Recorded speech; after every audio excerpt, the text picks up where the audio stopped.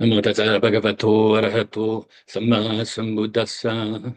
Namo Tassa Bhagavato Arahato Samma Sambuddhassa. Namo Tassa Bhagavato Arahato Samma Sambuddhassa. Buddham saranam gacchami, Dhammam saranam gacchami, Sangham saranam gacchami, Dutiyampi Buddham saranam gacchami, Dutiyampi Dhammam saranam gacchami, Dutiyampi Sangham saranam gacchami, Dutiyampi Buddham saranam gacchami, Dutiyampi Dhammam saranam gacchami, Tadayambi Sangham saranam gacchami. Namo Buddhaya, Namo Dharmaya, Namo Sanghaya. Namo Buddhaya, Namo Dharmaya, Namo Sanghaya. Namo Buddhaya, Namo Dharmaya, Namo Sanghaya.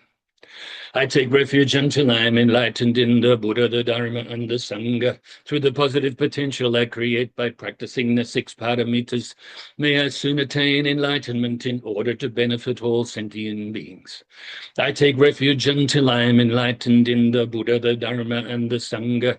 Through the positive potential I create by practicing the 6 paramitas, may I soon attain enlightenment in order to benefit all sentient beings.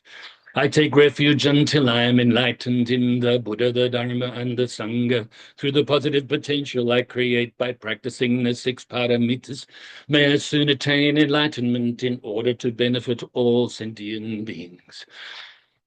May all sentient beings have happiness and its causes. May they be free from suffering and its causes. May they never be parted from their happiness beyond suffering. May they abide in equanimity, free of bias, attachment to the near, and aversion from the far. I shall cause this. Great compassionate Buddha, please inspire me to be able to do so.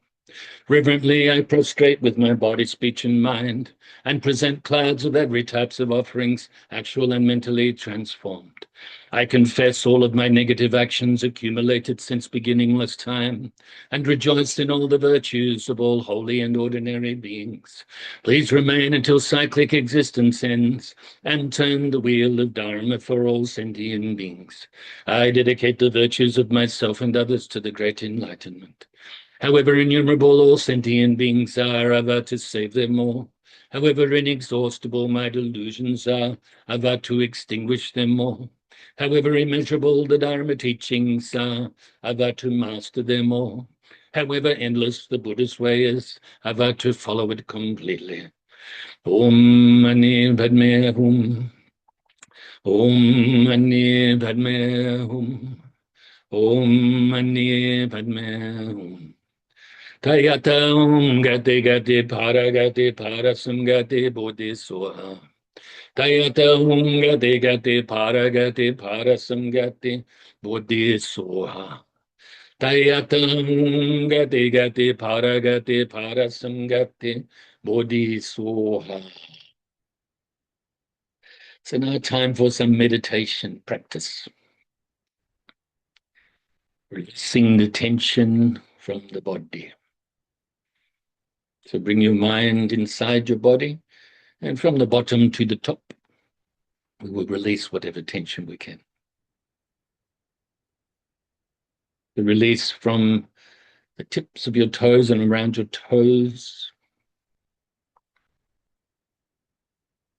and from the bottom of your feet, the balls, the arches, the heels, and the top of the feet, and around your ankles and Achilles tendons, lower legs, calf muscles, shins,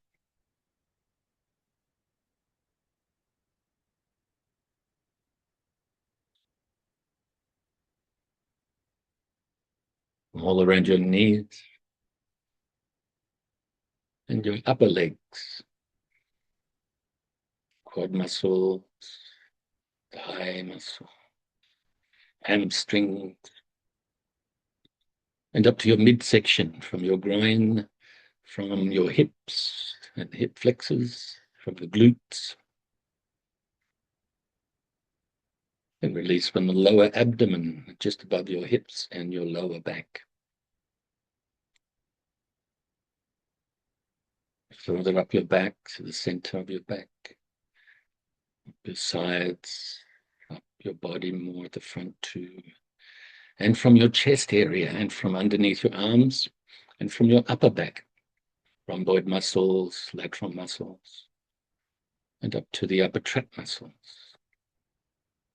Releasing, release, rejoice.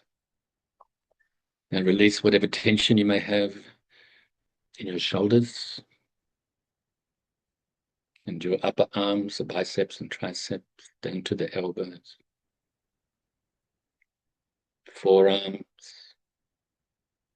wrists, hands, fingers and thumbs.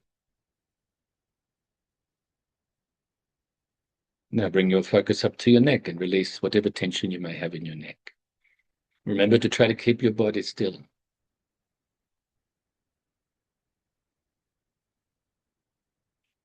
Up the back of your head and the sides of your head, around your ears and temples. And release whatever tension you may have on your face, from around your cheekbones and cheeks. Make sure you're not clenching your jaw. Release from your chin and mouth, both inside and outside. Nice and relaxed mouth, lips gently touching, tongue resting on the upper palate behind the top teeth.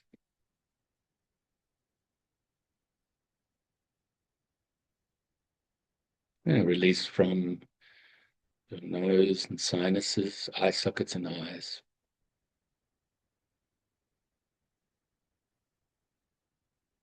Make sure you're not frowning.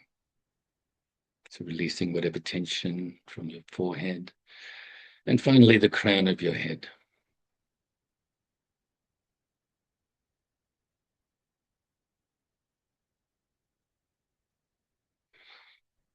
Now scan your body from the bottom to the top again.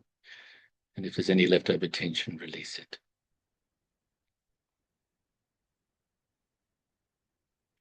Now bring your focus initially to the tip of your nose.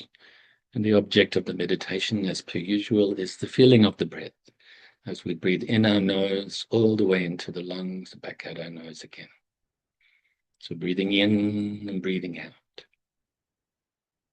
That's all you have to do physically, is breathe.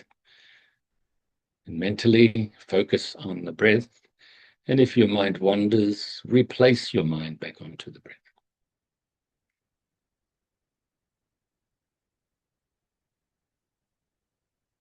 You may notice as you breathe in your nose, the air is quite cool as it passes your throat on the way into the body. You may also notice the sensations there past your chest area and you're into your lungs. They expand as they fill with the air. Stomach rises a little due to this. And the stomach drops as the air leaves the lungs and they compress. And as it passes your throat on the way out your nose, the breath is quite warm after being inside the body. So if any thoughts arise, any mental activity arises, don't cling to it or grasp at it. Also, don't try to force it away or deny it. But simply and naturally, let it go as you replace your mind back onto your breath. And if your mind starts to become dull, then wake it up a little by refocusing on your breath more brightly. And you can also add the extra technique of counting the breaths from 1 up to 10, with the breath obviously remaining the focus. If you get distracted counting towards 10, go back to 1 at that time. So let's practice like this in silence for a little bit. Remember how good this practice is, the method. Remembering that if you practice like this, Your concentration will improve. Work your way towards realizing the one-pointed concentration, samadhi. Your mind abiding in calmness, samatha.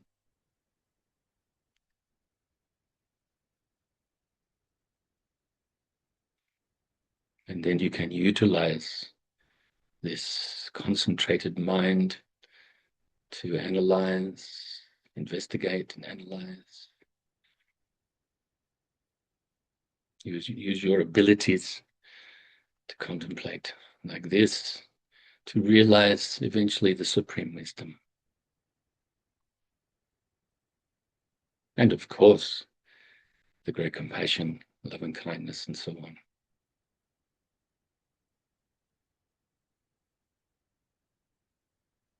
To practicing in silence.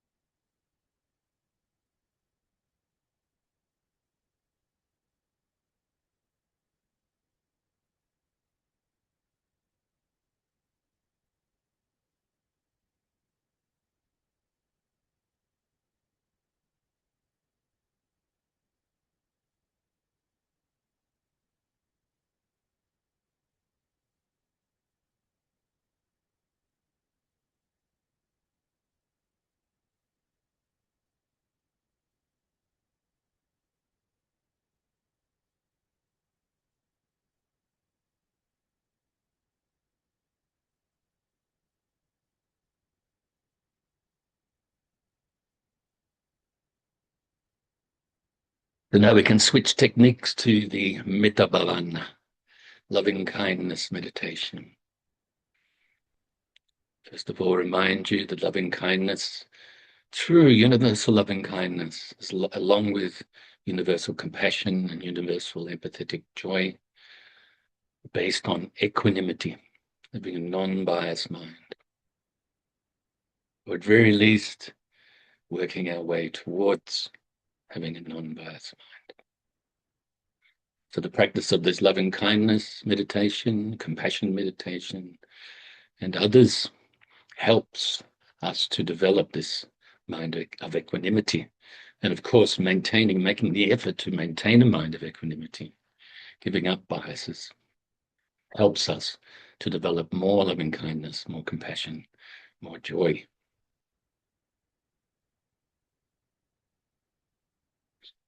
So extend this loving kindness to yourself initially. Be grateful to yourself, appreciate yourself, respect yourself. Be kind to yourself.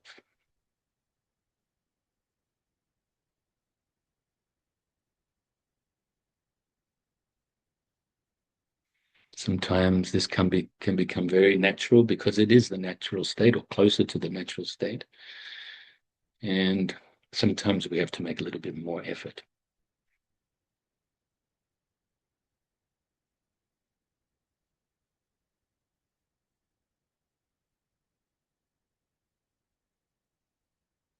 So fill ourselves with the white light that represents this universal loving kindness. Fill ourselves with so much loving kindness that it now overflows and radiates outwards. So the white light radiates outwards from our heart center and enters into the heart centers of initially our loved ones in front of us, filling them with the universal loving kindness too, having the wish that they are happy, free from suffering, and are peaceful.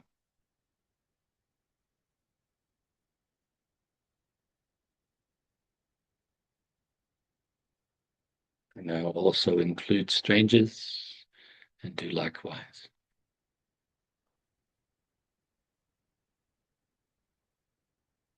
And also those we may regard as enemies and do likewise.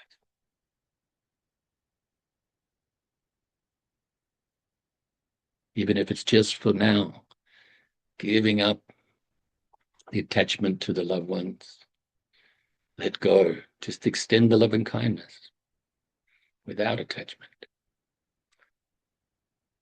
And relinquishing, giving up the aversion for the enemies.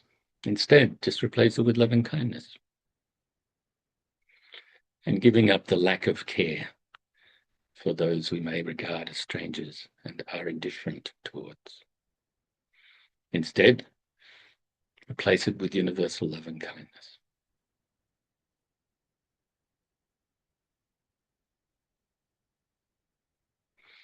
And now let's go beyond just humans, radiate our loving kindness out to all sentient beings, initially around our immediate area, and we will increase the radiation of this loving kindness further and further distance-wise. So right now, to all the beings around our area, the ones that live on the land and even under the land, in the waters, fly through the air, whether born from wombs, eggs, moisture, or through transformation. To all sentient beings, whether weak or strong, great or small, short or tall, seen or unseen, near or distant, born or to be born. May they all be happy, free from suffering, and be peaceful.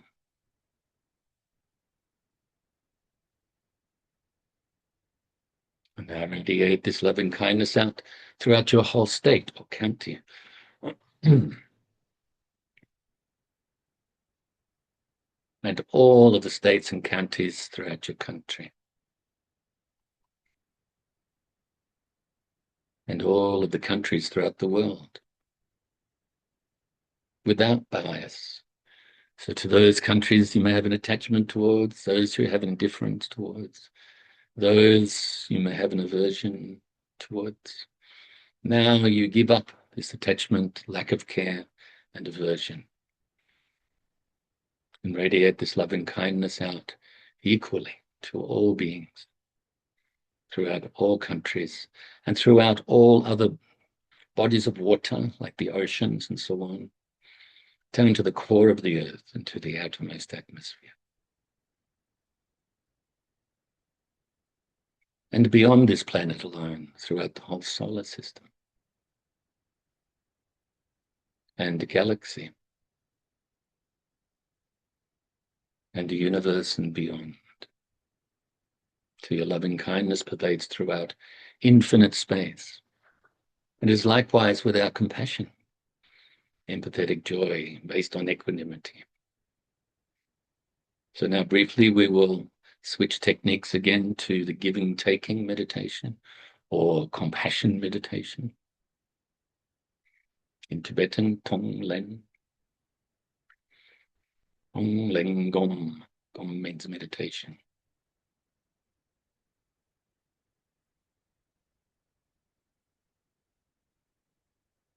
So as we exhale, white light leaves our heart center, representing all of our goodness and happiness and so on, and enters into the heart centers of the sentient beings that we imagine or visualize in front of us, innumerable sentient beings, giving them all of the happiness, the conditions they need on the path to enlightenment and so forth, and helping us to give up attachment, self-centeredness. And as we inhale, black smoke leaves their heart center, enters into our heart center and melts away, melting away our ego, ignorance, the self-centeredness, and freeing the other beings from suffering. So let's practice like this for a few minutes.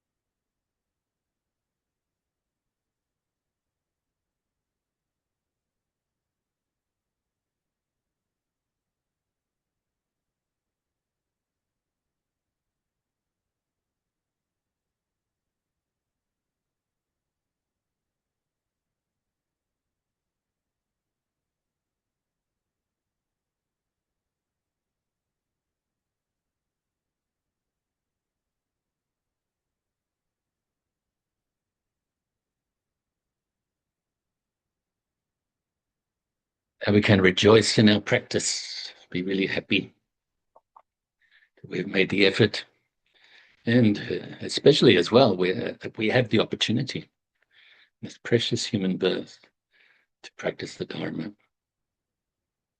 And we also realize impermanence, so to a certain degree, so we practice Dharma now. Do our best to only engage in good actions, avoiding the unwholesome actions. Therefore, you could say utilizing the law of karma in a more positive way than if we did the opposite. And also we realize the unsatisfactory nature of cyclic existence. So those 4 preliminary contemplations come into play again. Precious human birth, impermanence, the law of cause and effect, and the unsatisfactory nature of samsara.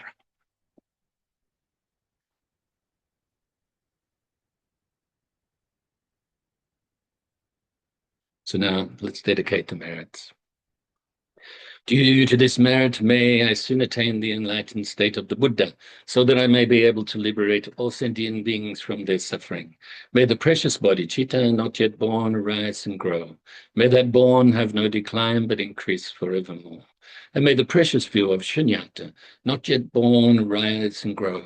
May that born have no decline but increase forevermore. And so it's really important that we do dedicate merits. You may not have, you don't have to do it like formally. in prayer or, even sitting down. But if you do engage in good actions with the mind, with the body, with the speech, then rejoice in that and dedicate the merits to goodness.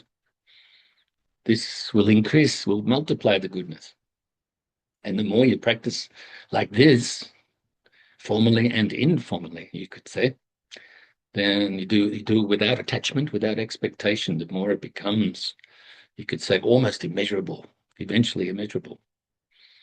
If you see others engaging in good actions, rejoice for them.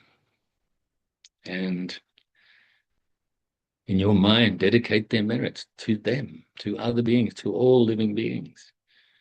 To use the positive potential accumulated by myself and others in the past, present, and future. May anyone who immediately sees me, hears me, touches me, talks to me, remembers me, be freed from suffering and abide in happiness forever. Thoughts like this. You may ask, how can I dedicate the merits of others? This actually is happening in your mind, and you having these good thoughts. This is meritorious thoughts, or these are meritorious thoughts. And the more we do this, the more, if you can think about it like this, let's say, for instance, I have a cup here, but it's half full. But there's a cup, right? Or a glass or something, a container. The more it is filled with merits, meritorious goodness, the less chance for unwholesomeness to be there. Like the mind, even though our mind is not, there's no shape to our mind, ultimately. No texture, no size, no color.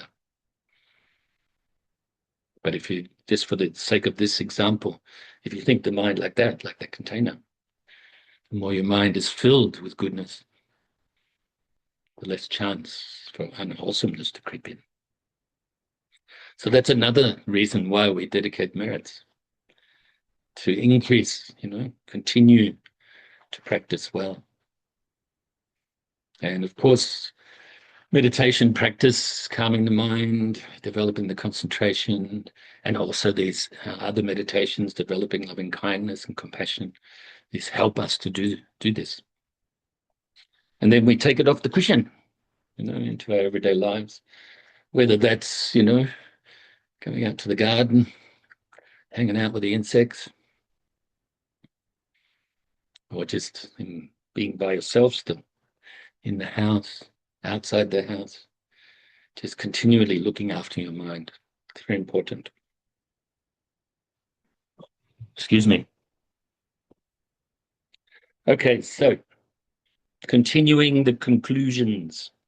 I know in the beginning, I've said this before, I've estimated a certain amount of time to do something, and normally it goes over time, but that's okay. I said 2 or 3 or something. This is today's number 5. And I still think we've probably got another 2 to go. Depends on how much commentary I give. Remind you that I've given a lot of detailed commentary already. So if you want to look at the previous videos on the YouTube channel, do so, okay? And then you'll get a lot of detailed commentary. This is kind of like a reminder. Conclusion to me is like a reminder in a sense. Also summarizing, so not too much detail. Okay, so meditation makes the mind sharper, stronger, and clearer, enabling us to solve our own problems more skillfully, as well as being able to call on the power of our mind to make profound changes in our life. We will become healthier and happier, for it has been proven that there is a strong relationship between meditation and physical and psychological well-being. It is only through engaging in the practice of meditation that we can transform our limited powers of concentration into extraordinary unlimited powers of concentration. Now, I do remember giving a lot of detail on this paragraph, so I won't give much today, okay, because it's quite in-depth. There's a lot of stuff there to unravel. First of all, I say, yes, the strong relationship between physical and psychological well-being, especially psychological, and then, of course, flows onto the body. That's not saying that we won't get sick. You know, that's not saying that we won't have difficulties and pains and things like that, because we have developed the karma in the past, isn't it? And I remember years ago somebody was saying, "Oh, but you know, I'm doing so many good things right now, but I'm suffering so much." And I said, "Yeah, but that's because that's from the past." It's not just one person. Many people have mentioned that, have queried me on that type of thing. So yes, from the past. And if you practice, the more you practice well now, the more the karma ripens as something smaller than it would if we didn't practice well, if we didn't purify negative karma, for instance. Okay, if we didn't supersede it with goodness, you know. So yes, so obviously meditation practice, you know, based on morality, developing more and more understanding, mental harmony, sharper, able to perceive things more clearly, stronger, not being blown around all the time by our emotions, and clearer, once again, able to perceive things clearly, and enabling us to solve our own problems more skillfully because we can perceive things more clearly. And if we have some problems or we have some mental afflictions popping up through habit and everything like this, we get to clearly perceive them, let them go. Apply the opposites. Apply purification practice. As well as being able to call on the power of our mind to make profound changes in our lives, so we can change for the better in so many ways. Like, for instance, with this class, we do loving kindness meditation, and sometimes we do with the Tonglen afterwards. So we are developing more loving kindness, lessening the chance for any cruelty to arise, any hatred, any anger. We are developing more and more compassion, developing a mind that is equanimous and a mind that is more balanced and equal, so that we can perceive eventually the nature of emptiness, or the emptiness of nature, things. It is only through engaging in the practice of meditation that we can transform our limited powers of concentration into extraordinary, unlimited powers of concentration. So, yeah, I won't go into that because I think we covered that a lot. So obviously right now we have limited abilities mentally, or powers of concentration, as I put it here. And these can be developed beyond limit, though. Generally, I think we should meditate as much as possible. True, okay? Although not too little and not too much. If it's too little, our progress will be slow. If too much, then we might burn ourselves out a bit. Remember, the Buddhist path is known as the middle path. So in everything we practice the middle path. Go beyond extremes, you know. Don't try too hard, don't try too little. Don't be too tight with the practice. Don't be too loose and lazy with the practice. Once again, give the example of a lute, or maybe modern time, a guitar. If it's too tight, the strings will break. If it's too loose, it doesn't make hardly any sound at all. Definitely not nice music, you know. So, but just tuned close to concert pitch, we say. You could say concert pitch, or just a little bit lower, a little bit higher. It's all good, okay? But not too loose, not too tight. I think that'll do. I mean, it's pretty obvious that paragraph, you know, if we don't practice enough, then, you know, our progress will still be good, but it'll be a bit slow. Maybe we'll actually get frustrated with that and maybe disheartened with that. So if it gets like this, try a bit harder. If you are trying too hard and stressing yourself out, pull it back a little bit, relax a little bit, have a cup of tea. And okay, we should meditate at least once a day. And this is formally now, I'm mentioning it. Although, may I suggest that you do a short meditation in the morning, maybe 10 to 20 minutes, and then another 20-minute session in the evening. Of course, you can meditate for as long as you want. And if you have some time during the day, you can have another session then too. So when I say do too much, this is only to do with our character, our personality. But if we can do it and we have the time, we have the energy, we should practice. Why not? And also, if we get a little bit stressed, a little bit angry, frustrated with life, whatever, what a great time that is to calm the mind. So practice meditation at that time. Why not? It's important to stick to your plans, to meditate, and not keep putting it off and doing other stuff instead. Be committed, be consistent, be brave, and enjoy getting to know yourself. At time, we have almost 3 minutes left. So, yeah, it's important to be consistent, not give in to the desire to do this, the aversion to not do this. Don't give in to these emotions. Don't give in to the mind that's probably saying, I want to be distracted. I want to go and have fun. I want to go on a roller coaster. I want to watch TV. I want this, I want that. Let go of wanting. Let go of not wanting. And when you put time aside and do that. And once again, keep looking after your mind.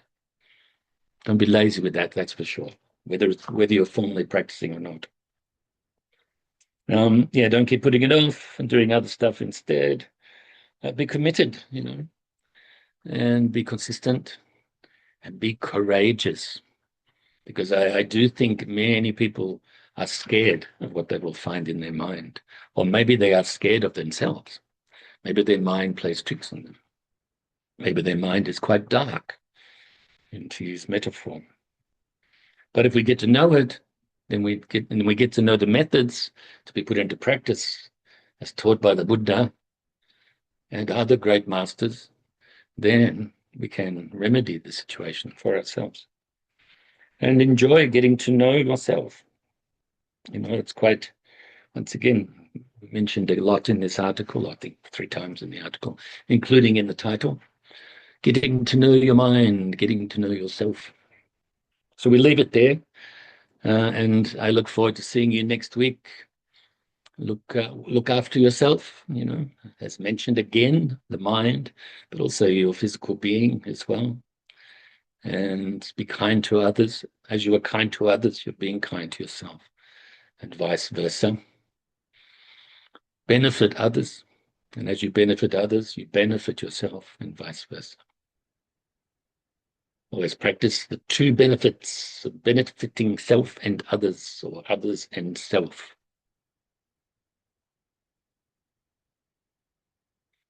Namo Buddhaya, Namo Dhammaya, Namo Sanghaya. I rejoice in your meritorious goodness, as always. I rejoice in your studies, your practice, and your sharing of the Dharma. Share